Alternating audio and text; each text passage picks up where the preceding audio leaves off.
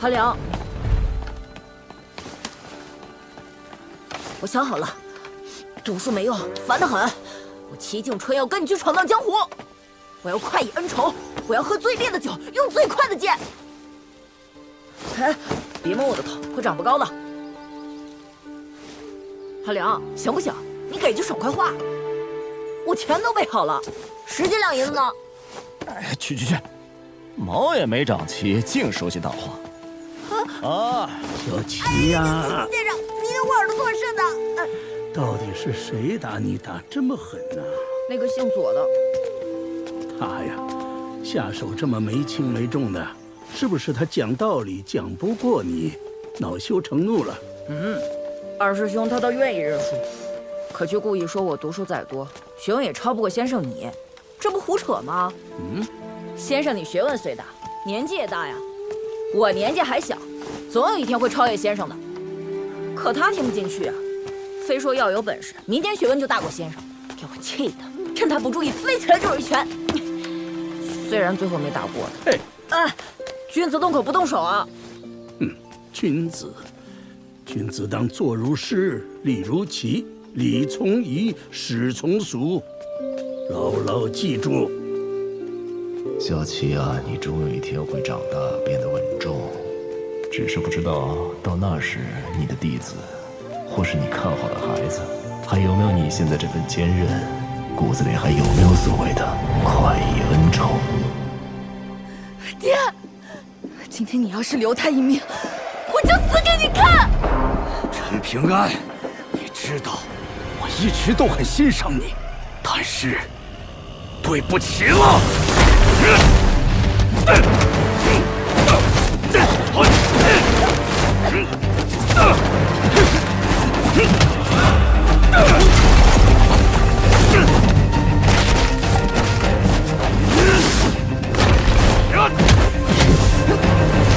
没关系，不好，路不是自己选的。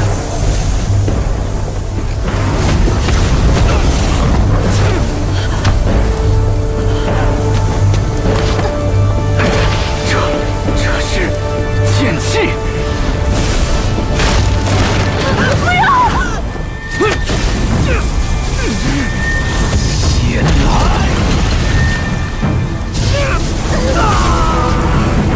打住！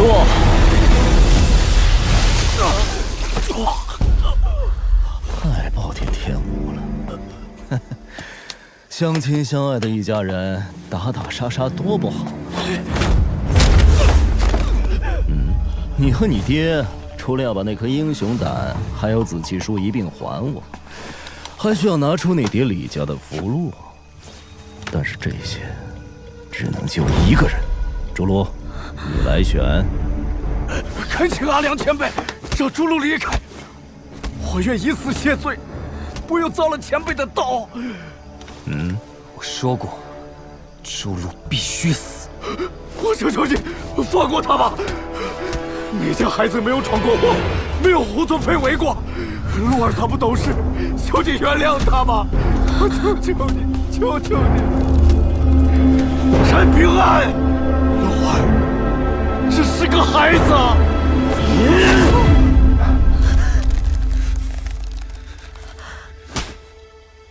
可以了，有些惩罚比死残酷多了。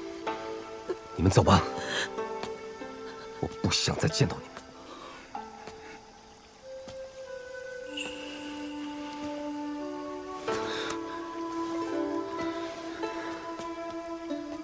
阿良，有没有酒喝？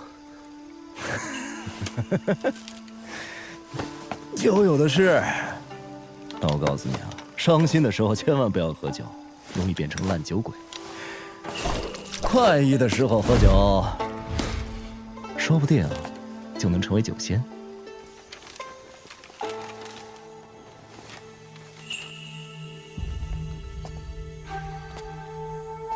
你好，林守义，之前我们见过面了。我的真实身份是大黎长春宫的太上长老，市井百姓眼中的山上神仙。我相信你，所以我想试试看，能否说服你随我一起去大黎长春宫修行道法。我爹说有高人引我入境，还说如果我不明不白死在外头，他不会帮我收尸，因为一个死人是不值得那些路费的。话是难听了点，可却是大实话。林守一，往前走出一步，你就算走上长生桥了。感谢仙长好意，晚辈在此等候，是为了亲口回绝。生在什么门户，姓什么，全由不得我。可该走什么路，我想自己决定。可惜了这块修道美玉了。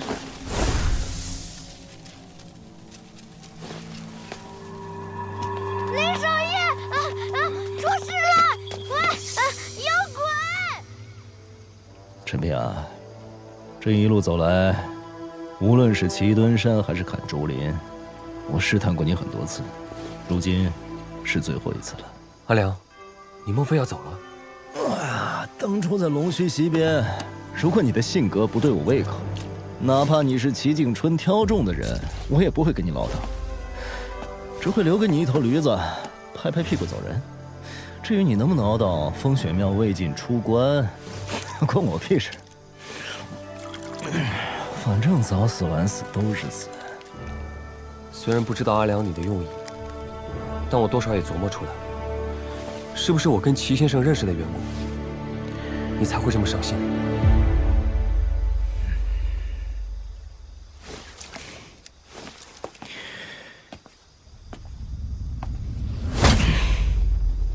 齐景春他死了。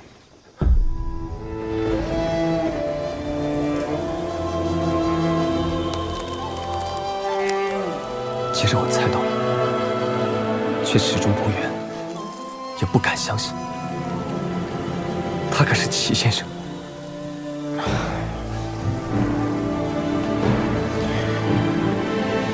他跟你一样，是一个不折不扣的傻小子。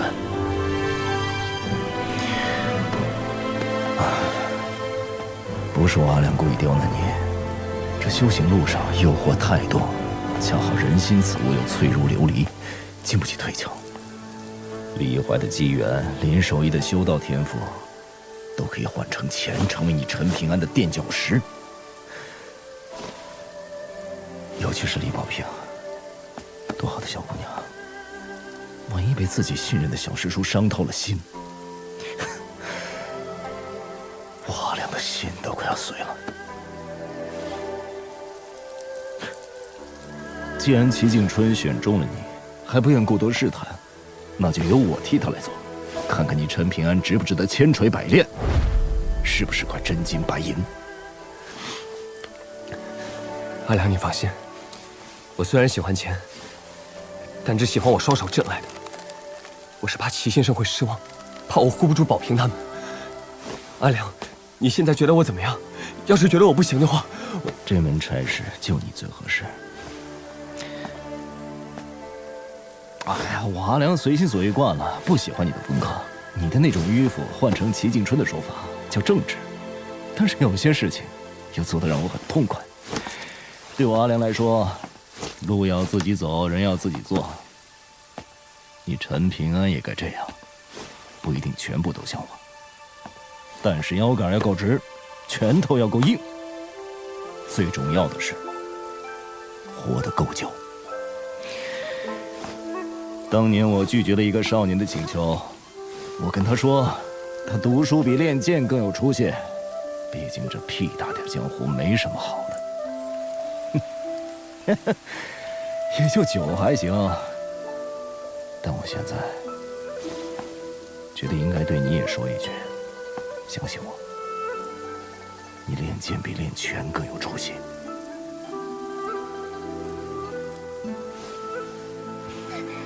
小师叔，怎么了？见到鬼了？真的有鬼！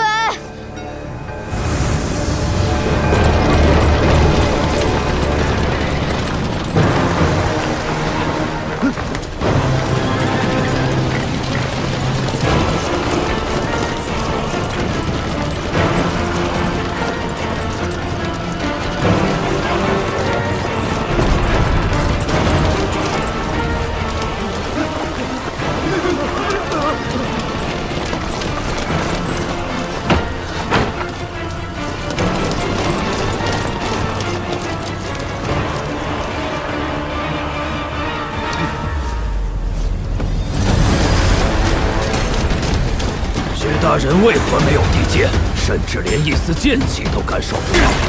徐大人出不出手是他的事，我刘裕身为兵部武选司郎中，亲手将他的脑袋拧下来。你就不怕他是那传说中的第12？我求他有那本事，老子还怕这张大的寡蛋！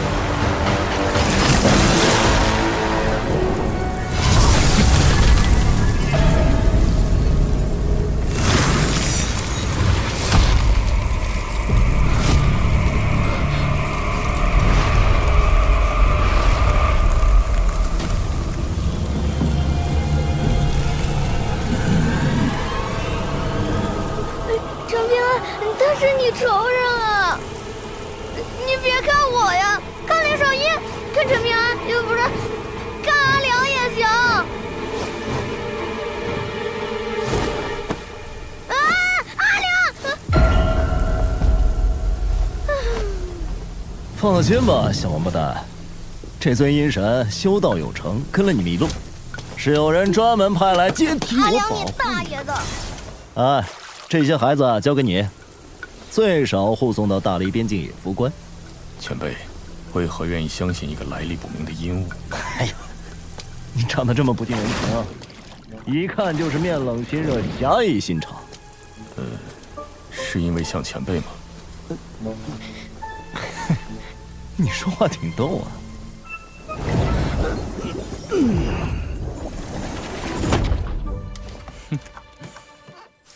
哎呀，小鱼小虾一边待着去。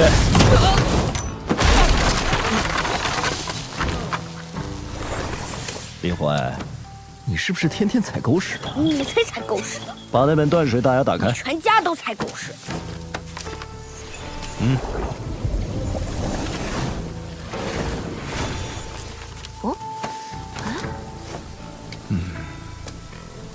好好研究，别浪费了。你要去哪？等等我。阿良，刚刚那条鱼是什么啊？很厉害吗？哎，有什么能力啊？哎呀，你倒是告诉我怎么用嘛！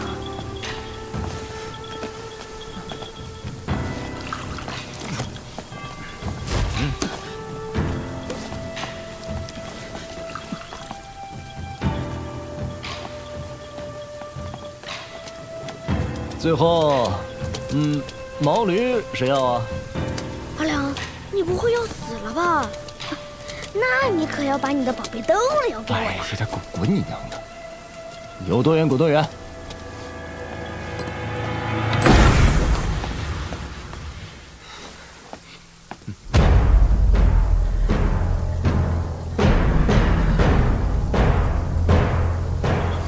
我大黎铁骑奉朝廷之命缉拿叛贼，违令者杀无赦。我这趟来大黎，还有一件事，阿良，就是要跟有些人唠唠嗑。我想告诉他们，齐景春不在意的事情，有人在乎。陈平安，过来。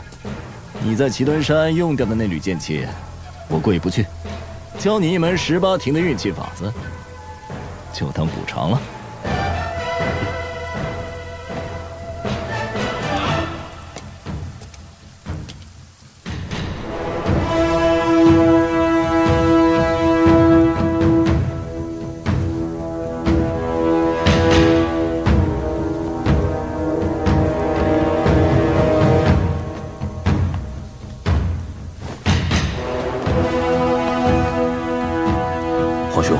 那人根本就不是什么风雪庙魏晋，身份底细更是一概不知，极有可能是11，甚至12境的危险人物。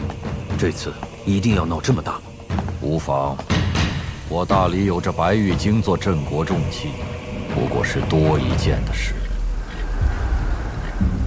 看好了。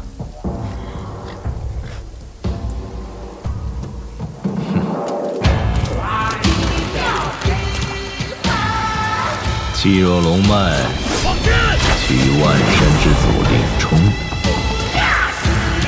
此处为1庭。快过36关，制服毒血，此为2庭。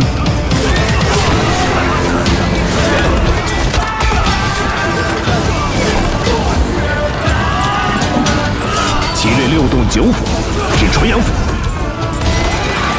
此为3庭。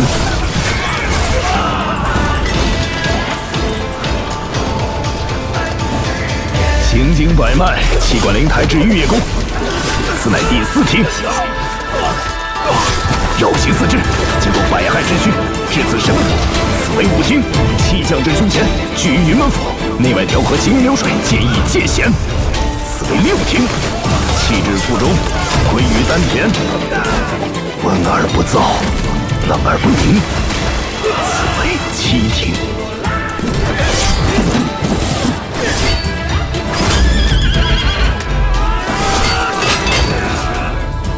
气至腰间，聚集于拳门。此腹中深藏不露的拳眼，积聚剑气深厚而不显，带势而发，此为17庭。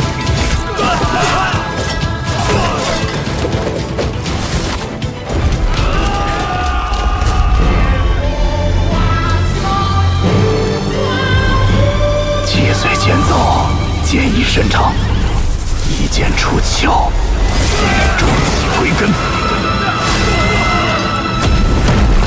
至此18庭。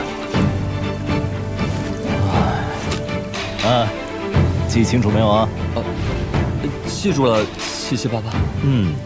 等以后熟悉了路线，你可以尝试着慢行气机，慢才是18庭最有意思的地方。我赶时间，你们几个一起上吧。今天便是龙潭虎穴，你要放手一闯了，拼上一身道行，未必没有胜算。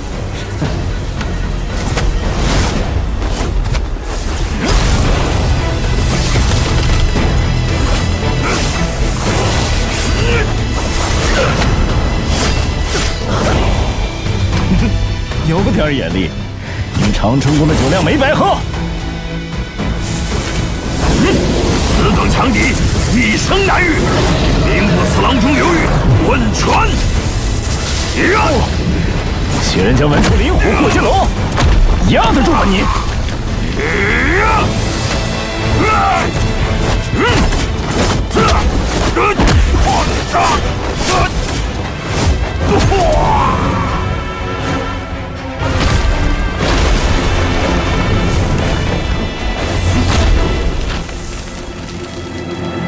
许若，你真是个傻子！见到了这辈子最仰慕的人，肚子里的问题是一个都没来得及问。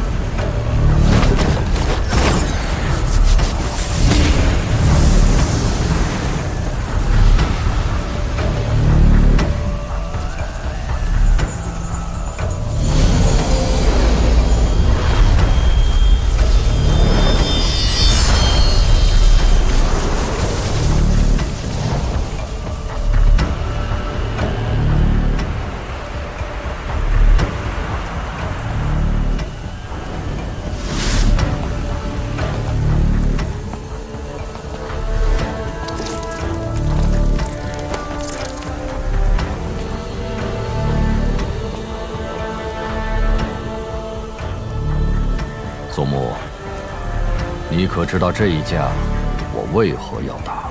是因为母后要杀陈平安？离珠洞天的龙窑窑火旺盛，一个个本命祠被烧制而出，各方势力与大理买卖山头，划片分地，一代代金晶铜钱流入了大理国库。我大理宋氏经营离珠洞天数百年的收益，皆倾注于此。这白玉京是我大理最大的杀器。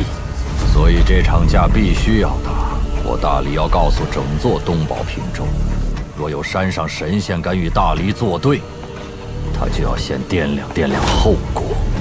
哟呵，这大理皇帝倒也有趣啊，厉害！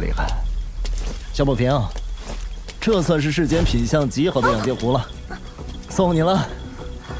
能不能借你那把侠刀降服一用啊？阿良，如果刀坏了，就不用还给我了，因为我跟你是朋友。这话暖心窝，我喜欢。放心好了。阿良，是不是还要干架？我帮你。帮你摇旗呐喊。哎呀，以前跟你们说我阿良有多强，剑术有多高，你们不信，还嫌我吹牛。你们呀，真是年少无知啊！我阿良这辈子就没吹过牛。护住他们！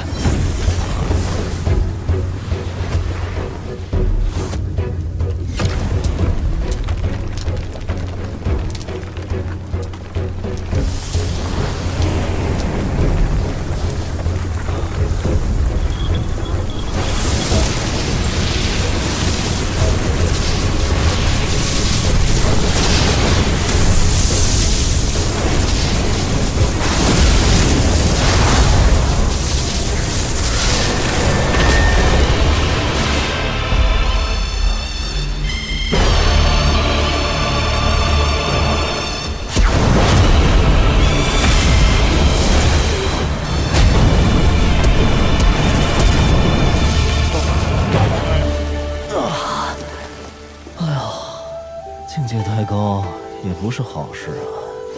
如今斗力一除，我的修为很快就要恢复啊！这人间怕是待不住了。阿良，我爹和我娘亲还有我姐都离开我了，有我不骂你就是了，你别走行不行？这一路鸡毛蒜皮的短暂相聚，临了感觉还不错。你们4个一定要记住，每一个强者的自由都要以弱者的自由作为边界。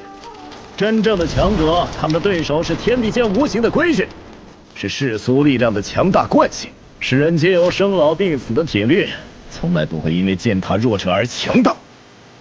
必然是遇强则强，遇挫愈勇。比如阿良，打完这波大礼就要去别的地方，打遍那些个最强者。阿良前辈，我一定会好好修行的。陈平安，小小年纪，心思怎么这么重啊？这可不好，你是翩翩少年郎啊！哎，来，给我笑一个。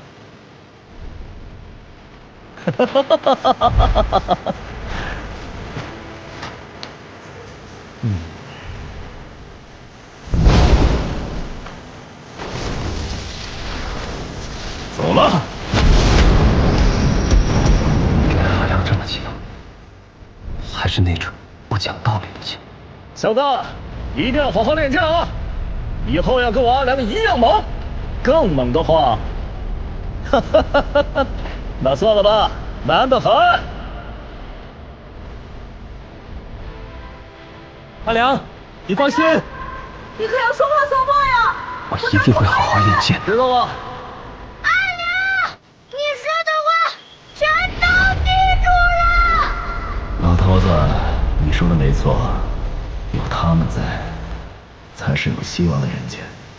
这个人间好看得很，好看得很呐！为了这样的人间出手，才是我阿良。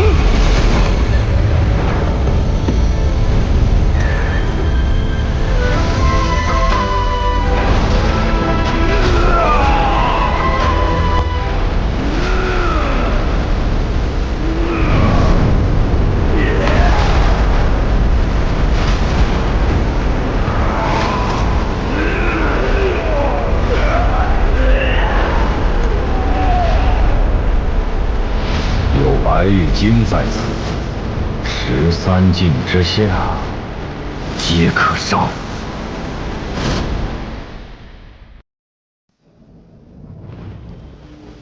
他们说这是教化，是引导向善，是大道之行。一群自命不凡的老不死，用他们那套陈腐的规矩，像塑造泥偶一样塑造。他们让我诵读那些他们自己都未必明白的经历，要我压抑心中所有的情绪，磨平我全部的棱角，变成一个所谓的人，一个符合他们三教理想的人。凭什么？就因我身为异类，因我血脉里带着不属于这个人间的东西，都是狗屁！什么狗屁教化，狗屁大道，全都是用来粉饰他们想掌控一切的野心。孽障，放！够了！这些因果还轮不到你管。出于私心，若他不逾越规矩，留他有何不可？这世间不该只有以强凌弱这一种道理。他跟那些人不一样，但我也不懂他，因为他，我才选择变成这样一个不伦不类的存在。陆老、栾巨子，准备的如何？目前白玉京的12楼飞剑，皆已关联整个大理气运。若是同时祭出，恐怕20年内都难再驱使。木儿，你随陆先生学习旺气之术有一段时间了，能否探知那人的境界？感知还很模糊。陛下有些心急了，堪舆之学岂能一蹴而就？何况那人刻意隐藏修为，宋牧有所感知，已是出类拔萃，天赋远超同辈翘楚了。我儿子嘛，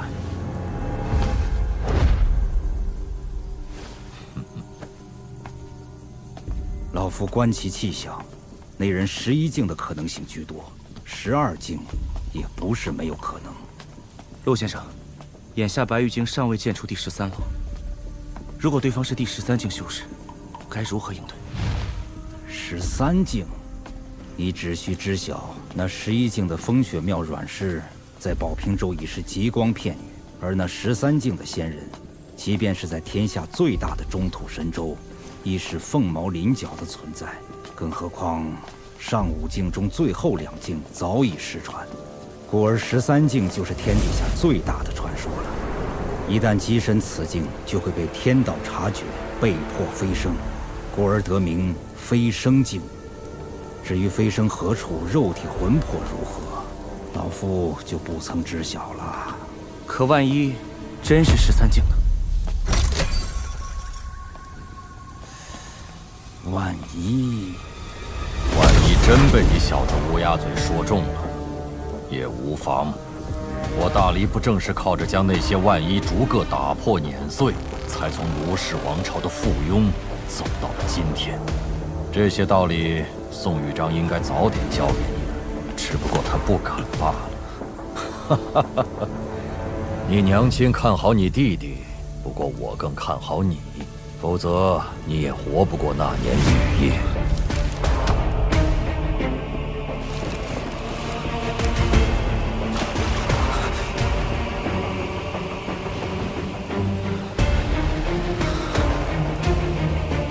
原来是你。至于那位齐先生，是我有愧，大黎对不住他。可你是他的弟子，就很好。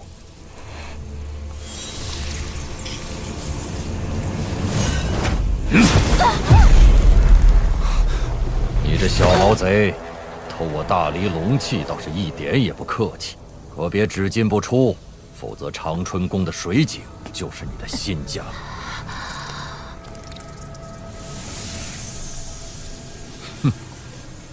胆子这么小，当初还敢一次次跟齐先生发脾气。奴婢不敢。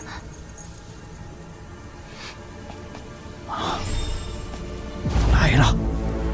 面对围剿，不是逃跑，而是杀向京城。宋牧，该你出手了。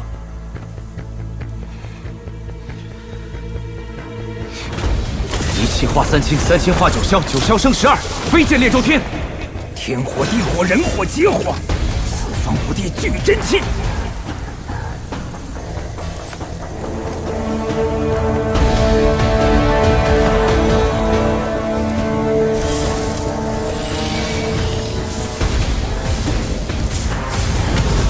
离火断魄，照肝胆；潭水洗剑，敌神魂。前三连袭，坤六段；12重楼，剑气轩。今以心火为引，社稷为凭，号令而等。香火、砥柱、震岳、山海、桃枝、雷霄、紫电、经书、梵音、浩然气、红妆、云纹、起剑。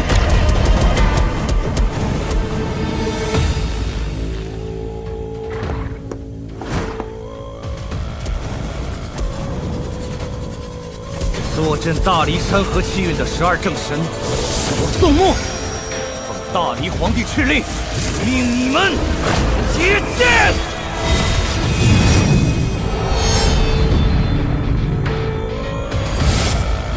居然连我们都要杀，看来这骨头够硬的。恐怕我们还不够数。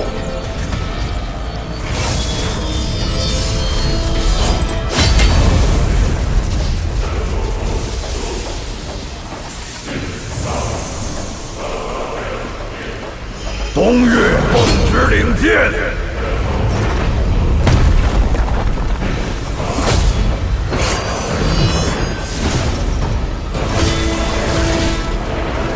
中岳奉旨领剑，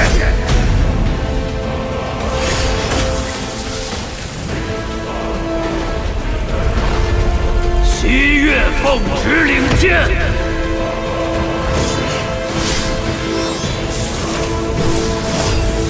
北岳奉旨领剑，南岳奉旨领剑。这可是立功的大好机会，绝不能让这贼人闯入京城。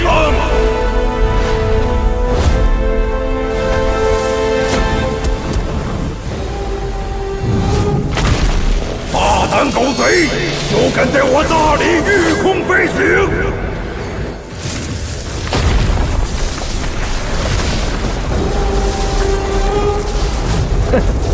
来势汹汹啊！我是赵大理皇帝，识趣的就滚吧！有大理12正神在此，休想越过京城半步！你们已经被我包围了！狗贼，休得！走吧，败给我不丢人。我大理东岳正神有不战之理。又是个呆子，给你机会你不中用了，直接躺下不好？看个门儿，玩什么命啊？怎么会？东岳正神的金身还有飞剑，就被击碎了。这不可能！行百里者半九十。再来！西岳听令！大理如此欢迎我阿良，这剑再不出，有点说不过去了。呼，不对，是刀。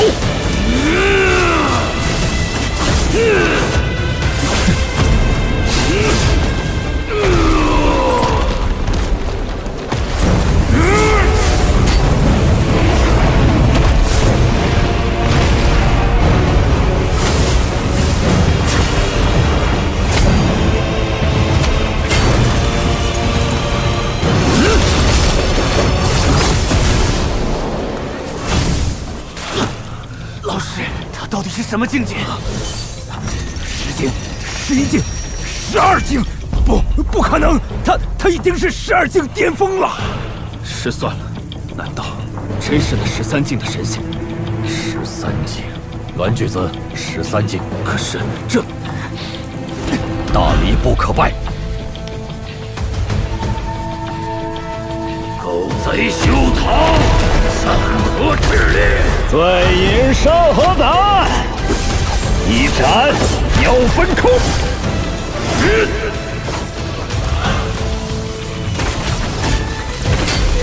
剑气，烈云崖，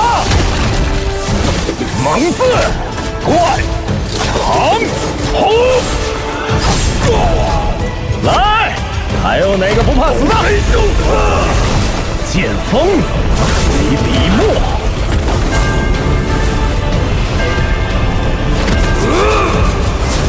万古整孤红。狗贼哪里逃？念啊，怎么不念了？受死吧！都给我听好了，老子的是巨蟒。浩然，剑一出，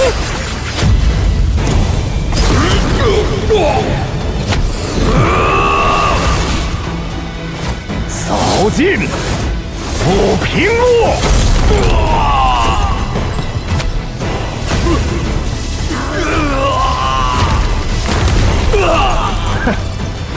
你们大理没几个能打的呀！大理五岳都败了，我们根本没有胜算。文巨子还得多久？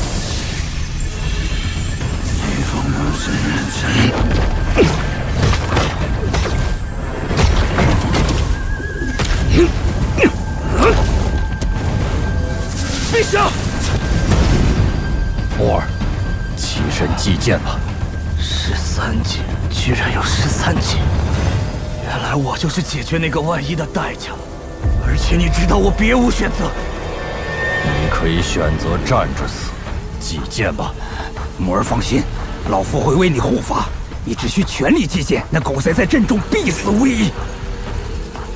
如果我死能碾碎这个万一，那我宋穆接剑！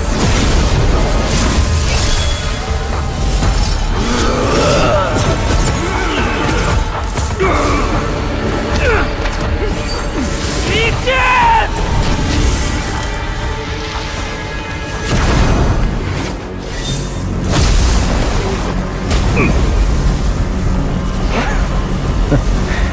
这假东西还真厉害！去！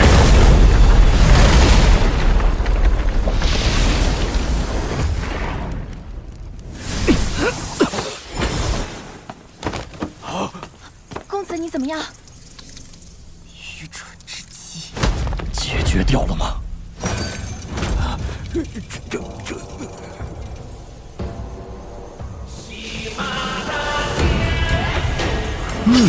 这刀还不错，但保平用还得放一放。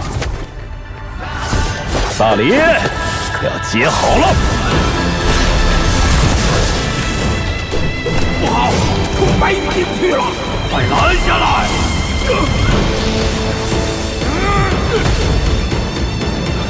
都给他让开吧！不可！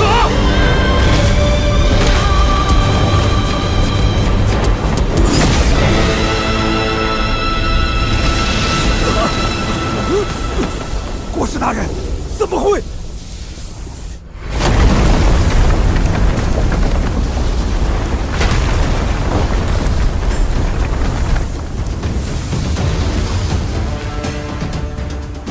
大的老的都快滚出来，老子赶时间！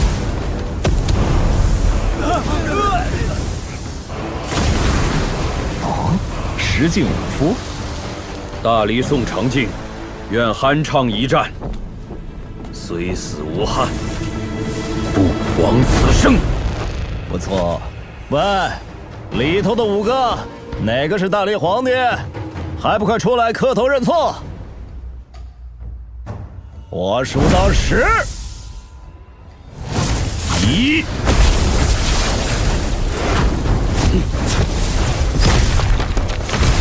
我有止境宗师的体魄，神仙刀也不过如此。怎么，这就有双手了？听说你扬言要单手锤杀齐景春，这剑气竟能直接震碎体内经络！让开！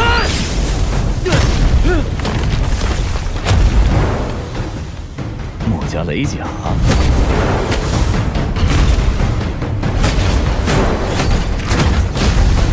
前辈，你能否就此收手？你是那个栾什么来着？墨家栾长野。哦，我就奇怪宝平州怎么有人能造出这么一个拙劣的小号白玉镜，原来是你呀！我造此楼时，曾向齐先生讨教过。齐景春人都死了，还能拿他当这白玉镜的护身符？脸皮比我阿良还厚啊！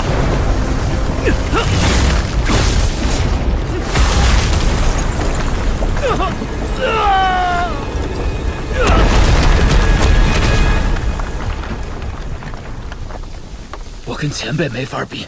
齐先生说起前辈时，也是前辈此时的表情。别以为你这缓兵之计我看不穿，我若再劈头，齐景春为大黎国运带来的裨益，我会全部收回来。多有得罪，大黎宋正纯见过阿良前辈。你就是大黎皇帝？行了，身为帝王还敢偷摸机身炼器，是实境修为，胆子不小。伸出头来，让我砍一刀。好，我死后只求前辈不要为难大黎。跟我谈条件？还没睡醒吗？陛下，胡兄，阿良，不可以杀他。崔禅，你这个不争气的王八蛋，还有脸来见我？真当我阿良不敢把你一刀砍死？阿良，是你当年亲口说的，我崔禅可以走自己的路。任何人在追求一件事情的时候，都会付出代价。但是阿良，齐景春后半生的心血都在大理。你放屁！人都没了，还有脸跟我说这个？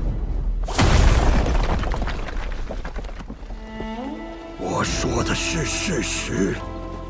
齐景春真的希望大黎能够走出一条不一样的路来，哪怕到最后他只有失望，你也不能否认齐景春选中的人依旧是大黎龙泉县的孩子。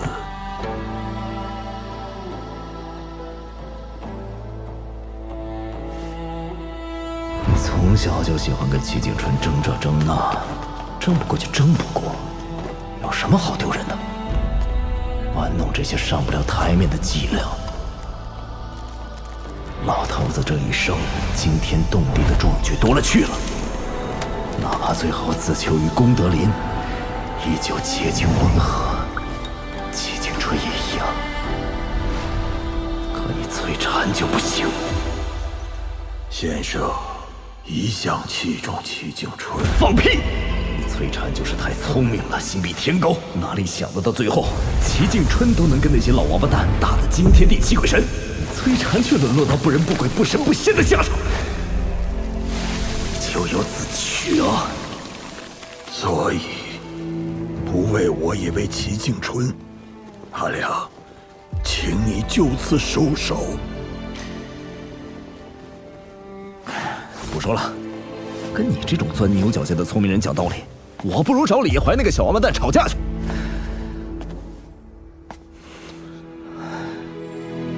我最后一次见到老头子，他说你所追求的学问其实不错，但是做的不对。他最后还说，你的字帖写得真漂亮，早知道是这么个师徒反目的光景，当初就该多跟你讨几张。先生也觉得自己是有错的。老头子嘴上不认错，你们做学生弟子的蹭吃蹭喝那么多年，就不能揣着明白装糊涂？老头子的通天本事和为难之处，别人不知道，你崔禅还不知道？先生错了，先生的错，先生错了。大黎皇帝，算你运气好。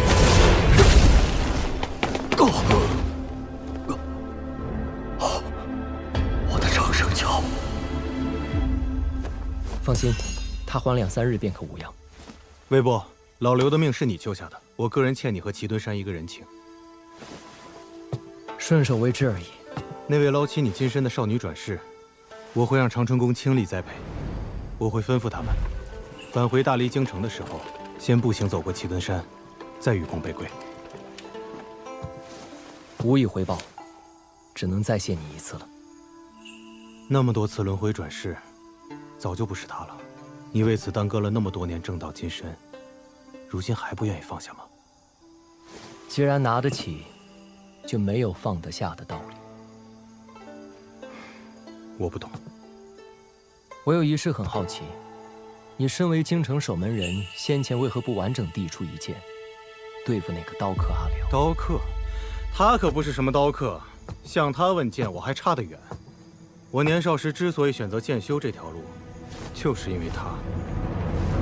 你们宝平州是个与世隔绝的小地方，但你应该听说过，当年3、4之争，有人仗剑硬闯2座儒教学宫，那人之后去往剑气长城，砥砺剑道100年，更是在那场决定人妖2族命运的13之争中，以一己之力扭转乾坤。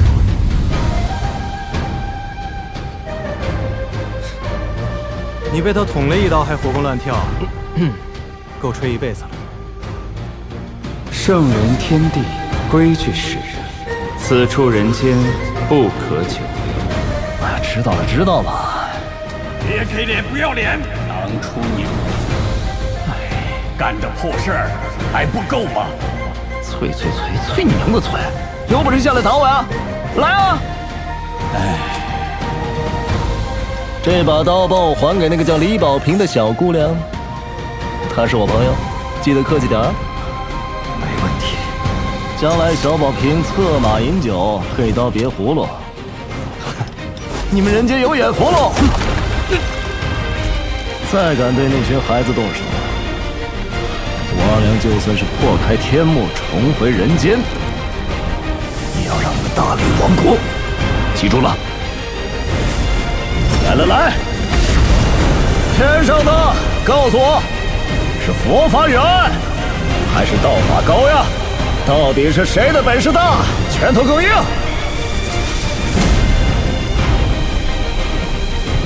居然是13境巅峰，第14境。那就跟我阿良给你们打过再说。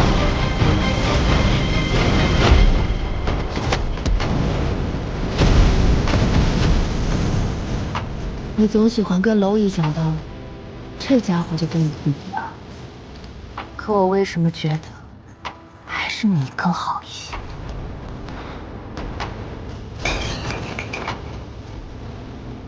他可是阿良，天底下最潇洒的剑客。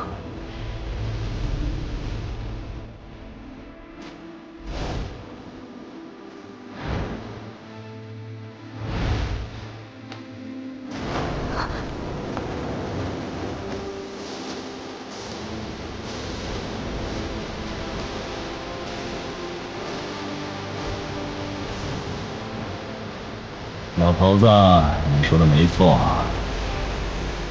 有他们在，咱是有希望的人间。这个人间好看得很，好看得很呐。为了这样的人间出手，才是我阿良。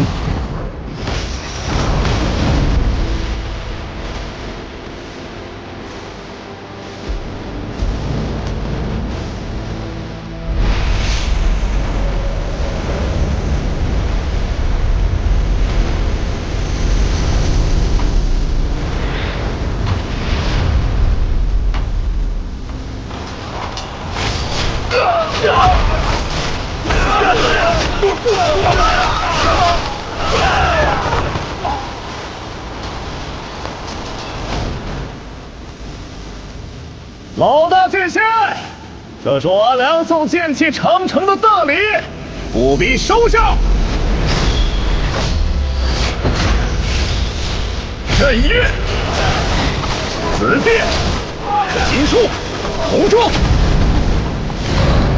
的云门，浩然气。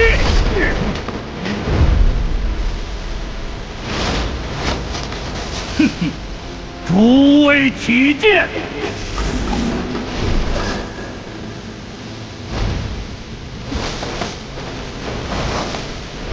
奉狗日大梁！